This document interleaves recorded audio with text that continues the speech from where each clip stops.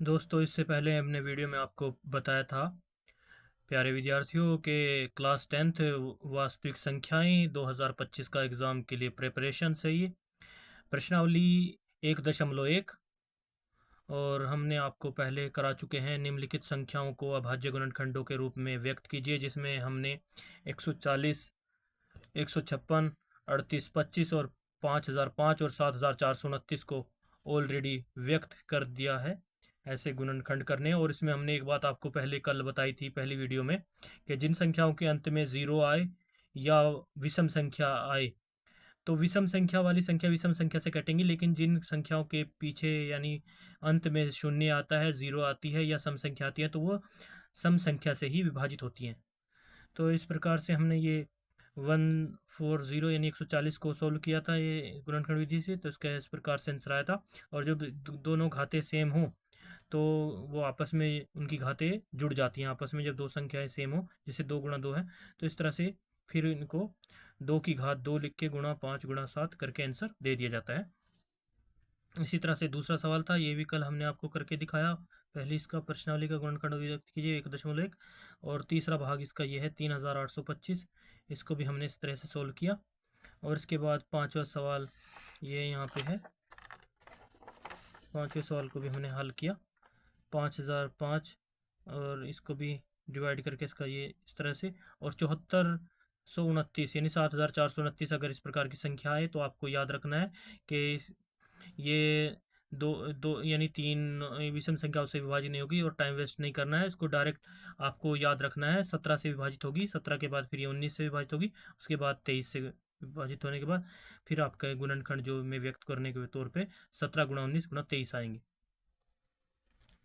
तो इसके बाद हम करते हैं नेक्स्ट सवाल हमारा कि निम्नलिखित प्रश्नावली 1.1 दूसरा सवाल, पूर्णांकों के निम्नलिखित युग्मों के एचसीएफ और एलसीएम ज्ञात कीजिए तथा इसकी जांच कीजिए कि दो संख्याओं का गुणनफल एचसीएफ गुणा एलसीएम है के बराबर होता है।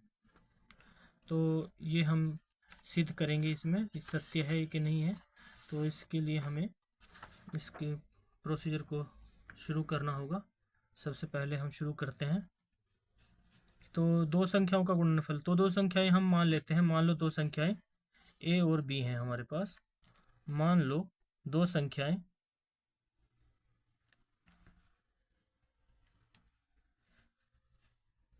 मान लो दो संख्याएं ए और बी हैं हमारे पास। मान लो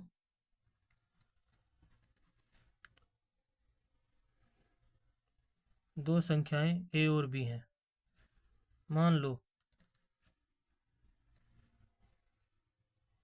संख्या ए बराबर है संख्या ए बराबर है आपकी 26 और संख्या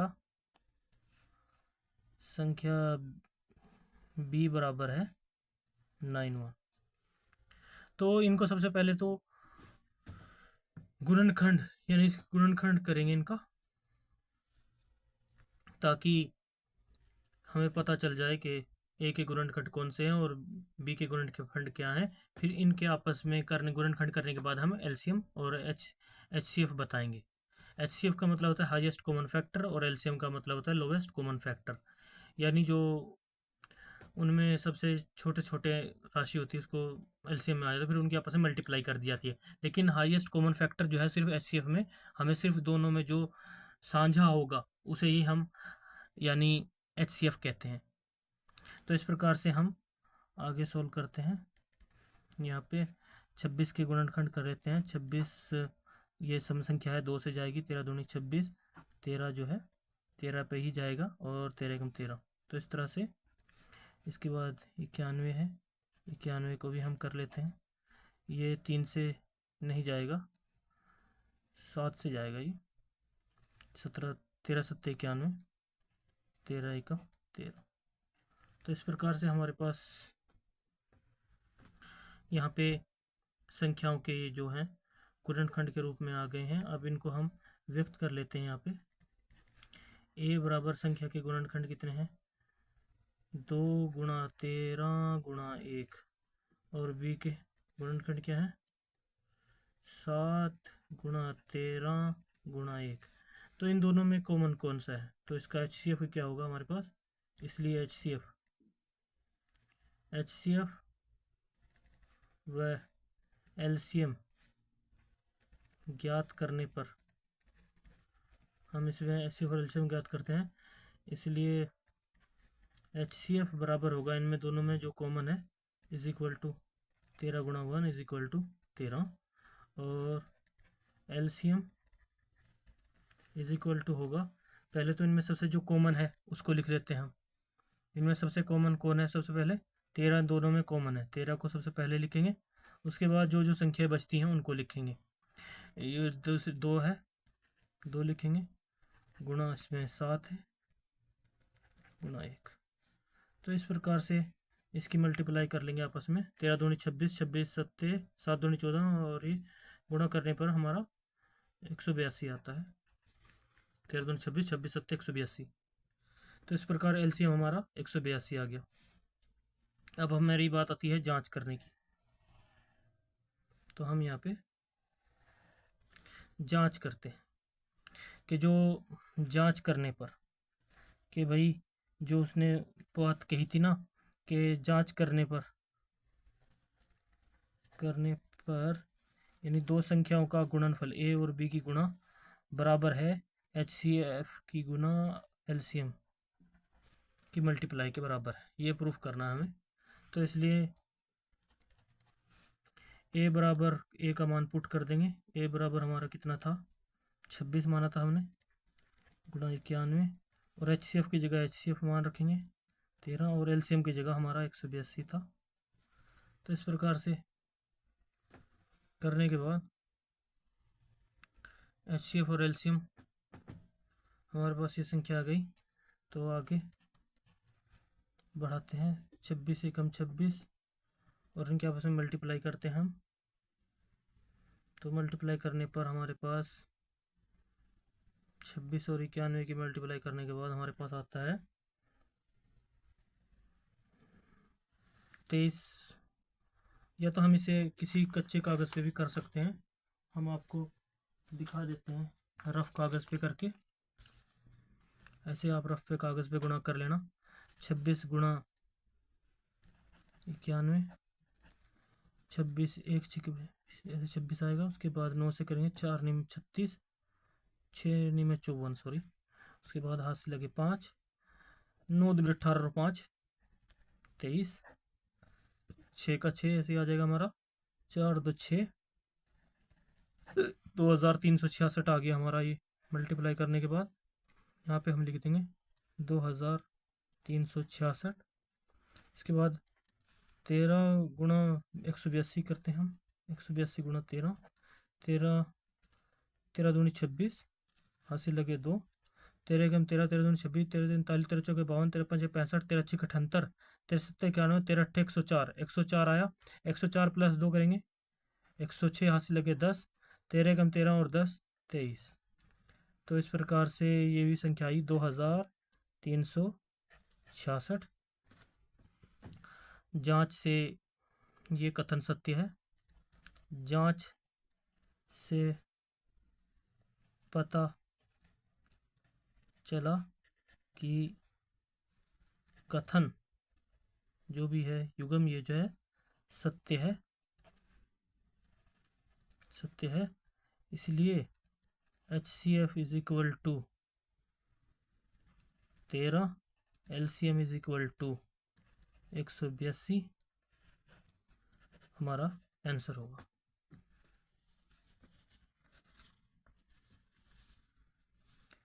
इसके बाद दूसरा भाग है हमारा इसी सवाल का, उसको भी हल करते हैं।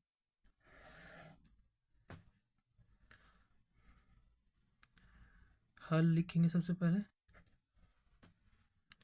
यहाँ पर भी हमें हल ही लिखना था। इसमें हल में फिर हमने मान लो दो संख्याएं है ना, तो मान लो A बराबर है हमारा यहाँ पर 510 और B बराबर है हमारा 92, क्योंकि इसमें इसी प्रकार से दिया हुआ है हल में। तो हल में मैंने लिख लेते हैं ए बराबर 510 और बी बराबर 92। तो इस प्रकार से लिखने के बाद हम इसे आगे करते हैं हल। सबसे पहले गुणनखंड करेंगे इनके।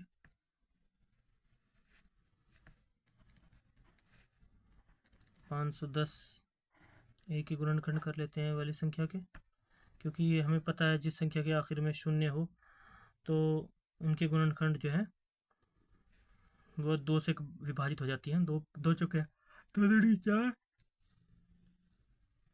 एक बचा, 2 पंजे 10 और 2 पंजे 10।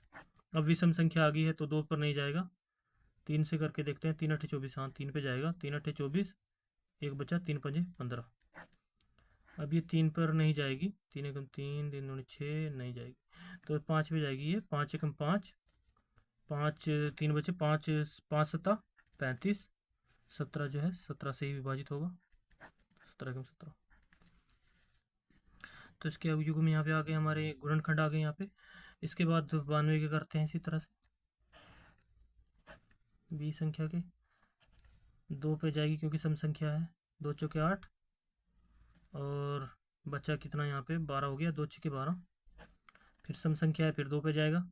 2 दूनी 4 और 2 तिये 6, 23 जो है वो 23 पर ही कटेगा। 23 एकम 23। तो इसलिए ए और बी के गुणनखंड कर लिए हमने। तो ए बराबर ए के गुणनखंड करने पर कितने आ रहे हैं हमारे पास? 2 ए संख्या के गुणनखंड है 2 गुणा 3 गुणा 5 गुणा 17 गुणा 1। इसी प्रकार बी के गुणनखंड कितने आ गए? 2 गुणा 2 गुणा 23 गुणा 1। तो इसलिए दोनों संख्याएं, इसलिए दोनों संख्याओं में, इसलिए इस दोनों संख्याओं में HCF और LCM ज्ञात करने पर, जैसे हमने पहले किया था उसमें कहा था ना, HCF और LCM ज्ञात करने पर दोनों संख्याओं में HCF व LCM ज्ञात करने पर तो लिखेंगे करने पर। सबसे पहले HCF क्या होता है? हाईएस्ट कॉमन फैक्टर होता है। इन दोनों में कॉमन कौन है? 2, सिर्फ 2 कॉमन है, तो HCF हमारा 2 हो गया। इसी तरीके से LCM क्या होगा? LCM बराबर होगा हमारा, HCF आ गया तो अब हमारा LCM निकालना है हमें। LCM में सबसे पहले क्या देखना होता है? सबसे पहले तो इसमें देखना है कि कॉमन कौन संख्या है। इनमें दोनों में 2 कॉमन है, तो 2 को एक बार लिख लेते हैं। उसके बाद और संख्याओं को लिखते हैं। 3 गुणा 5 गुणा 17 और इधर भी संख्या 1 2, ये बचा ये 2 1, इसका कोई मतलब जोड़ नहीं है, बराबर में नहीं है, तो 2 का 2 लिखा जाएगा ऐसे ही। और गुणा 23, तो गुणा 1। तो इनकी मल्टीप्लाई कर लेते हैं यहाँ पे। तो हमने इसकी मल्टीप्लाई करी थी पहले भी। 2 तिये 6, 6 पंजे 30, 30 गुणा 17 करते हैं तो 510 आता है। 510 गुणा 2 करते हैं तो हमारे पास 510 गुणा 2 करने पर हमारे पास आ जाता है 1020।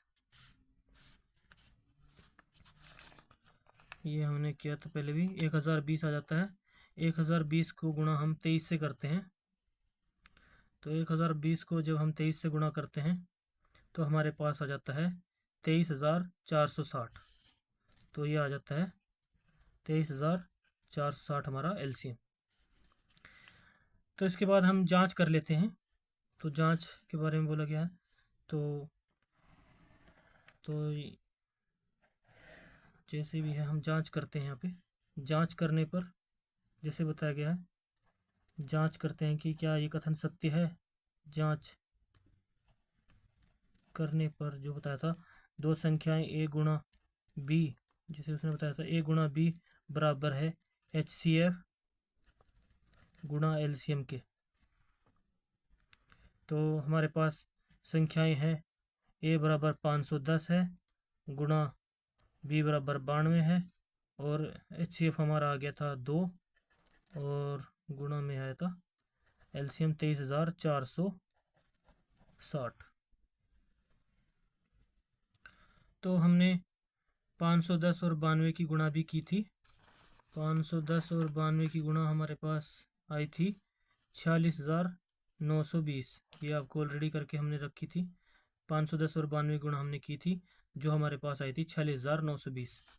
तो 46,920। तो इसी प्रकार से 23 और 460 की हमने 2 से गुणा कर ली, तो ये भी आती है इतनी ही 46,920।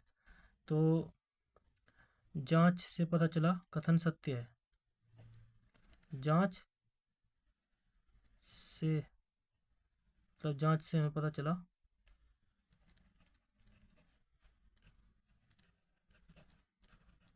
कथन सत्य है। इसलिए HCF बराबर है 2, LCM बराबर है 23,460। यह है हमारा आंसर। इसके बाद दोस्तों नेक्स्ट सवाल हम आपको कल करेंगे। ओके बाय प्यारे विद्यार्थियों।